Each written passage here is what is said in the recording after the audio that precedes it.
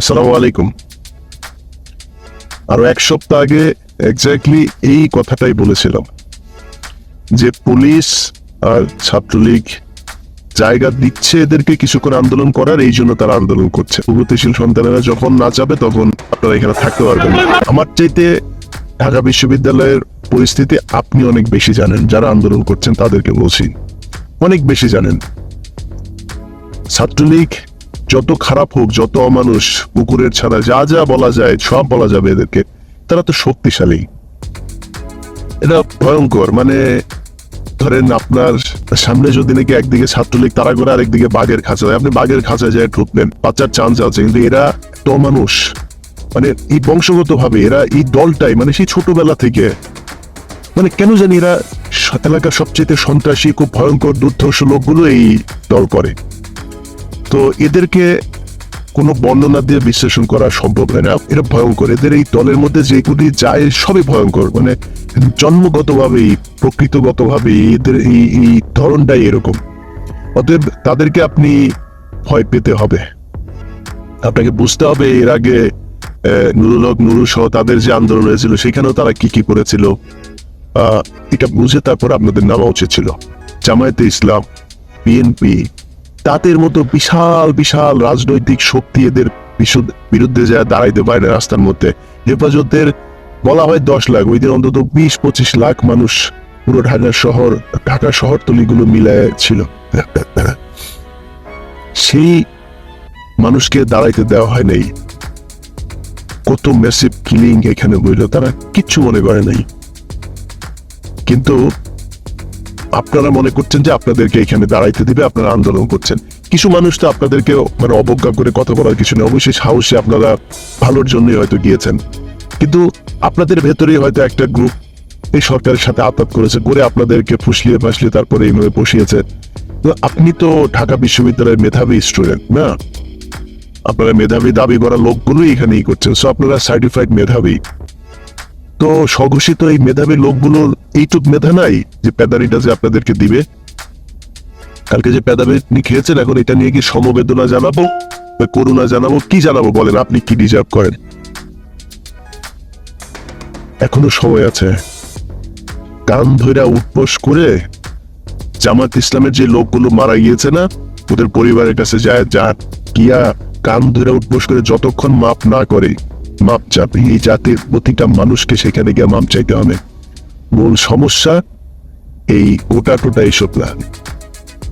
আমি সেদিন বলেছিলাম যে বাংলাদেশের মূল সমস্যা আওয়ামী লীগ। আওয়ামী লীগ মূল সমস্যা যে, সেটা আজকে প্রমাণ পেয়েছেন তো, তাই না? এই যে পিটারিটা খেলেন, বুঝলেন না? আপনাদেরকে কিন্তু অন্য কেউ সহায় দেয়নি। এই আওয়ামী লীগেরই অবৈধ পয়দাগুলো আপনাদেরকে এখান থেকে সরানো, তাই না? অন্য কেউ তো আপনাদের এখানে বাধা দেয়নি। সারা বছর পরে থাকলেও কিছুই হইতো না। পুলিশ এসে এত মানে অমানবিক হইতে পারতো না যতটাই এগুলো আপনাদের উপরে হলো। দেখলাম তো, খুব খারাপ লেগেছে এগুলো দেখে। কিন্তু মানে সরি, খুবই দুঃখিত আপনাদের কাছে যে আপনাদের পক্ষে খুব বেশি মানে আবেগ দেখাইতে পারলাম। কারণ এই আন্দোলন বহুদিন ধরে দেখছি। আন্দোলন করতে হইলে ভাই আন্দোলনের মতো করতে হবে। এই দেশে এই আজকে আওয়ামী লীগের যে চরিত্র, এর চাইতে আরো ভয়ঙ্কর অবস্থা ছিল আপনার 72 থেকে 75।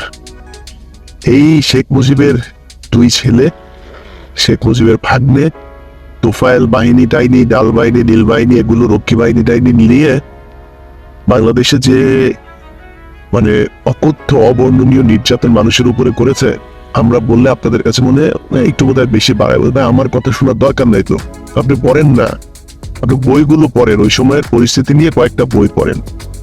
ইভেন আজকে যারা আওয়ামী লীগ করে তাদের বইয়ের ভেতরে আপনি দেখবেন কি অবস্থা। এই শাহরিয়ার কবিরেরও বই আছে, দেখেন সেখানে তারা শেখ মুজিব, তার পরিবার, তার রাজনৈতিক অবস্থা সে সময় কি বলেছে, এটা একটু দেখেন।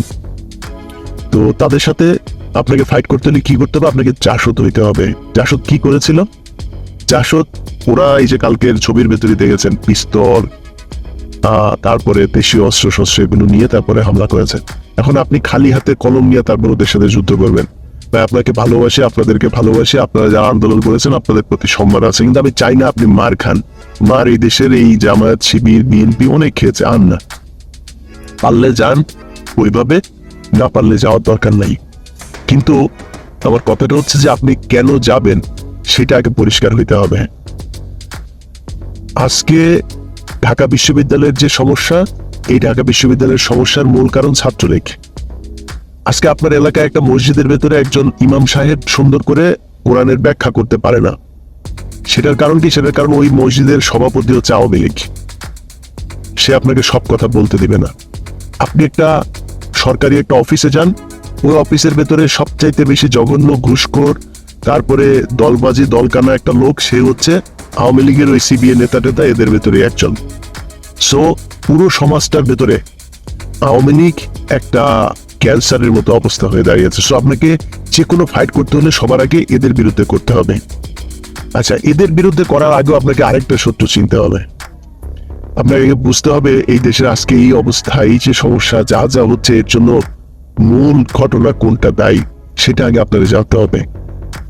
আপনি লুঙ্গি টুঙ্গি উদাম করে তারপরে 71 সালে দৌড় দিলেন, দেশ স্বাধীন করে ফেলবেন। আর ফকিন্নির বাচ্চা, কিন্তু ফকিন্নির বাচ্চা, সারা দুনিয়ায় ফকিন্নির বাচ্চা তোরা। যা আরবে যা যায় দেখ, ফকিন্নির বাচ্চা, তোদের বাচ্চারা সব যায় ওইখানে বাথরুম পরিষ্কার করে, ই করে। আর ওটা আমরা দেখতেও অসুন্দর, আমরা দেখতেও কুশ্রী বিশ্রী, আমাদের দুনিয়ার ভেতরে জ্ঞান বুদ্ধি সবকিছুই বেশি। আমাদের আছে কি জানিস, আমাদের আছে খালি একটা আবেগ। কেউ একটা কিছু বলে দৌড়ায় চলে যায়। এই যে ব্যারিস্টার সুমনের পিছনে দেয়, আরে বাবারে বাবা, মানুষ সেখানে যায়, সেখানে কুত্তার পালের মতো পিছনে পিছনে ঘুরে। বাবারে, আপনারা বুঝতে হবে আগে যে ওই তো ভোট চোরদের দোষর, ও ভোট চুরি করে ও যে নির্বাচনে পাশ করছে, ওকে নির্বাচনে পাশ করার মতো লোক, ওরে নির্বাচনে পাশ করানো হয়েছে। মানে আমি বলছি না যে ওর চাইতে আওয়ামী লীগে যে দাঁড়িয়েছিল সে বেশি মানে আপনার জনপ্রিয়, সেটা বলছি না। দুই চোরের মধ্যে হইতে পারে ব্যারিস্টার সুমনি হয়তো পাশ করতো সুষ্ঠু ভোট হইলে, যেহেতু বিএনপি জামাত কেউ নাই। কিন্তু এই যে ভোটটা যে হইলো, এই ভোটের ভেতরে মানে শেখ হাসিনা যা চেয়েছে, যেখানে যে নির্বাচিত হবে সেই নির্বাচিত হয়ে এসছে। সো ব্যারিস্টার সুমনকে চেয়েছে তাই সে নির্বাচিত হয়ে এসেছে। সে তো ভোট করে তারপর নির্বাচিত হয়নি। একটা ভোট চোর আপনাদেরকে নীতি বাক্য শোনায়, আরে ওই যে দিকে আছে ফায়াজ করিম, এই চোরের বাচ্চা চোর, আরেকটা কি নীতি বাক্য, সে বিভিন্ন জায়গায় পানির বোতলে এই সেই টান টান করে। আবার তোর বাপ চুরি করে বাংলাদেশের মানুষের পকেটে টাকা, তুই আবার দান করতে আসে। এই যে আবেদ আলীর ছেলেও কয়েকদিন আগে দেখেছেন যে সে কি নীতি বাক্য তারা আপনার সোশ্যাল মিডিয়াতে মানে মানুষকে মোটিভেট করে। তো এগুলো আপনাকে বুঝতে হবে। হ্যাঁ, তো আপনি তাদের কথাই শুনে তারপরে দৌড় দিলেন, কুত্তার বালের মতো দৌড় দিলেন, আপনি স্বাধীন হয়ে যাবেন। কোথেকে স্বাধীন হবেন? কার ভেতরে আছেন? কোথায়? কার্পেটের ভেতরে আছেন আপনি, আপনি স্বাধীন হয়ে যাবেন। যেই কথা জামায়াতে ইসলাম আজ থেকে 50, 54, 55 বছর আগে, 60 বছর আগে বুঝেছিল, সেটা আপনি আজকে বুঝতে পারছেন। কিন্তু বুঝতে পারার পরেও খুব ভালো লেগেছে এই যে সব শেষ যেটা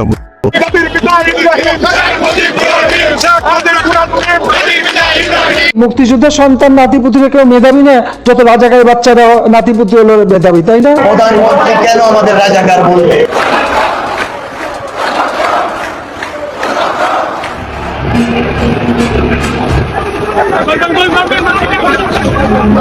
ছাত্রলীগের নেতা কর্মীরা হকি স্টিক দিয়ে বাইরে দেখতে পাচ্ছেন, আমার পা সম্ভবত এটা ভেঙে গেছে। মাথায় ইট লাগে। আমি রাজাকার, এই যে এইগুলো হলো গর্বিত একজন, মানে খুব ভালো লাগে যে যদি মানে জীবনে যদি ধরেন সুযোগ পাইতাম ওই সময়টাতে, যদি আল্লাহ জন্ম দিত, অবশ্যই গর্বিত একজন রাজাকার হইতাম। আল্লাহ সেই সুযোগটা দেয়নি, তাই পারিনি, খুব আফসোস করি। আপনি যান, আপনার এলাকায় যায় খোঁজ নেন, যাদেরকে আমরা তথাকথিত রাজাকার বলে থাকি, খোঁজ নিয়ে দেখেন গোলাম আজমের ছেলে, গোলাম আজমের সন্তান ছেলে মেয়েরা কোথায় আছে যায় দেখেন। গোলাম আজমের চরিত্র সম্পর্কে যায় শোনেন, মীর কাসেম আলীর চরিত্র মেধা সম্পর্কে যায় শোনেন, আব্দুল কাদের মোল্লা তার এলাকায় যায় খোঁজ নিলাম। একটা প্রোগ্রাম করেছিলাম, সেখানে তার এলাকার মানুষজনের বক্তব্য নিয়েছে, নিয়ে তারপরে দেখলাম, শুনলাম যে এলাকার আওয়ামী লীগের লোক তার জন্য কান্না করছে। আমার এই চ্যানেলে ভিডিও আছে, দেখেন যায়। সাকা চৌধুরীর ছেলে মেয়েরা তাদের মেধা সম্পর্কে দেখেন গিয়া ভাই। আর আপনার এলাকায় এই যে মুরগি চোর, ছাগল চোর, এই যে এখন আওয়ামী লীগের নেতা, এই পরিবারের অবস্থা দেখেন, মেধাকে দেয়গুলির অবস্থা যায় দেখেন। সো দিনের মতো পরিষ্কার, খুবই দিনের মতো পরিষ্কার। আপনাকে বুঝতে হবে যে আপনার বন্ধুকে, আপনার শত্রুকে আপনি কাকে সমর্থন করবেন। অতএব আগে মূল গোড়ায় হাত দিতে হবে। আমাদের মূল সমস্যা ইন্ডিয়া এই দেশটাকে আলাদা করেছিল তাদের প্রয়োজনে। তো সেই জায়গায় আগে আপনার আন্দোলন হইতে হবে ভারতের বিরুদ্ধে, তারপরে আওয়ামী লীগের বিরুদ্ধে। এই দুইটা যদি ঠিক হয়ে যায় বাংলাদেশে কোনো সমস্যা থাকবে না। কিছু চোর থাকবে, পলিটিশিয়ান মানেই চোর, চোরেরা থাকবে, কিছু চুরি টুরি করবে, দেশ বিক্রি করবে না। এই যে আজকে মেধা শূন্য একটা জাতি তৈরি করার যে ষড়যন্ত্র, সেইটা থাকবে না। অতএব সেই এটা জানতে হবে। আপনি মানে পৃথিবীর যেখানে যান, এই যে আপনাদেরকে এক ট্যাবলেট খাইয়ে রেখেছে, বীরের জাতি, বীরের জাতি রে তুই বীরের জাতি। তো সারা দেশের মধ্যে তোর পয়দা হয় খালি ওই গার্মেন্টস এর কাপড়, সেই গার্মেন্টস এর সুই সুতা যা যা আছে বুতাম টুতাম সব নিয়ে দিয়ে আসে বিদেশ থেকে। তোদের গ্রামের এই যে ফকিন্নির বাচ্চাগুলো আছে, ফকিন্নির বাচ্চাগুলারে নিয়ে তারপরে নিয়ে ওইখানে কাজ করায়। মানে সরি, আমি তাদেরকে ছোট করে দেখছি না, কিন্তু ফকিন্নির বাচ্চা হিসাবে তাদেরকে ট্রিট করা হয়। একটা গার্মেন্টস এর আমাদের যে মা বোনেরা কাজ করে, কত কষ্ট করে সেখানে কাজ করে যায় দেখেন। একদিন মানে মাসে একবার গরুর মাংস খাইতে পারে না, একটা ডিম খাইতে পারে না, শরীরের রক্ত পানি করে তারপরে এটা করে। এইটা দিয়ে কিছু রেমিটেন্স পায়। আর ওই যে আরবে যায় বাথরুম টাথরুম পরিষ্কার করে, মসজিদ টসজিদের বাথরুম এগুলি পরিষ্কার টরিষ্কার, রাস্তা রাস্তা ঝাড়ু টাড়ু দিয়ে কিছু টাকা পাঠায়। এই টাকা দিয়ে দেশটা চলে। এছাড়া এই দেশের মধ্যে আর কোনো কিচ্ছু নাই। অতএব এই যে যারা বীরের জাতিটাতে, আর ওই যেগুলি বীরের জাতি বেশি করে কিন্তু সব ছাগল চোর। ও আওয়ামী লীগ যেগুলি করে এলাকায় চুরি বাটপারি ধান্দাবাজি মাদক ব্যবসা যা যা আছে সবকিছুর জন্য তারা দেয়। সো আপনাকে যুদ্ধটা করতে হবে ওই জায়গায়, এবং সেই যুদ্ধ করতে হলে কি করতে হবে? সেই যুদ্ধ করতে হলে আপনাকে ওর মতো শক্তি অর্জন করা লাগে। ও যে অস্ত্র নিয়ে যুদ্ধ করে আপনাকে সেই অস্ত্র নিয়ে মাঠে নামতে হবে। আমি ভাই খুবই মানে অপারগ একজন মানুষ, আমি আমার দুর্বলতা স্বীকার করেই বলছি যে আমি পারি নাই, আমি আপনাদের সাথে ওই মাঠে যাই করতে পারি নাই। আওয়ামী লীগ আসলে তো শক্তিশালী, ভীষণ রকমের শক্তিশালী। ছাত্রলীগকে ভয় পাই, সত্যি ভয় পাই। যুবলীগ, ছাত্রলীগ, আওয়ামী লীগ এরা বিশাল পাওয়ারফুল। এদের সামনে যে যুদ্ধ করার ক্ষমতা আমার নাই। কিন্তু যেটুকু বলার এই গত 5-6 বছর ধরে বলেছি, এখনো বলছি, আপনারা যারা মাঠে থেকে যুদ্ধ করছেন, যাদের সেই সুযোগটা আছে, যারা করছেন, তাদেরকে বলবো ভাই আর মার খেয়েন না। এই যে ফেসবুকের ভেতরে আপনার ঢাকা বিশ্ববিদ্যালয়ে গ্যাঞ্জাম হয়েছে না, ঢাকা বিশ্ববিদ্যালয়ের হলে বসেও অনেক মানুষ আছে যে আহা উহু এরকম এই মানে কান্নাকাটি, মায়া কান্না, সোশ্যাল মিডিয়াতে মায়া কান্না দেখা। সারা বাংলাদেশে আজকে সকালে ঘুম থেকে উঠেই এই সোশ্যাল মিডিয়া দেখে আপনার মানে মাথা নষ্ট। কি অবস্থা, মানে সব জায়গায় এই একই অবস্থা, সবাই। আরে ভাই, যত মানুষের ফেসবুকের ওয়ালে এগুলো দেখলাম, অত মানুষ যদি ঢাকা বিশ্ববিদ্যালয়ে যায়, যদি ছাত্রলীগে ধরে, মানে খুঁজে পাওয়া যাবে না।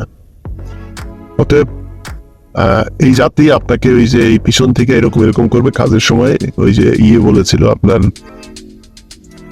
সম্ভবত এটা শরৎচন্দ্র বা বঙ্কিমচন্দ্র বলেছিল যে ভীরু বাঙালি কার্যকালে ভাঙিয়া যায়। অতএব এরা কার্যকালে আপনার আশপাশে থাকবে না, নপুংসক। আর এখানে এক দাদা আছে কুন্ডুদা এই কথা এইটা খুব বলে বাঙালিরে, নপুংসক বলে, নপুংসক। এই নপুংসক জাতি দিয়া কোনোদিন কোনো কিছু হবে না। যারা যারা এখনো বাংলাদেশে বহু সাহসী মানুষ আছেন, যাদের ভেতরে সততা আছে, যাদের ভেতরে দেশপ্রেম আছে, আসলটা বুঝতে পারছেন, আপনাদেরকে এক হইতে হবে। একটা মানে বিপ্লবে জেতার জন্য হাজার হাজার লক্ষ লক্ষ মানুষ দরকার হয় না। 20 জন, 25 জন, 100 জন, 500 জন, 1000 এনাফ। বেশি মানুষ দরকার। ঢাকা বিশ্ববিদ্যালয়ে ঠান্ডা বানানো 2-3টা ঘটনা ঘটাইলে ঢাকা বিশ্ববিদ্যালয়ের ছাত্রলোক ঠান্ডা হয়ে যাবে। সেগুলি করতে হবে। এইসব করে এখন আর আমি মনে করি না কোনো লাভ আছে।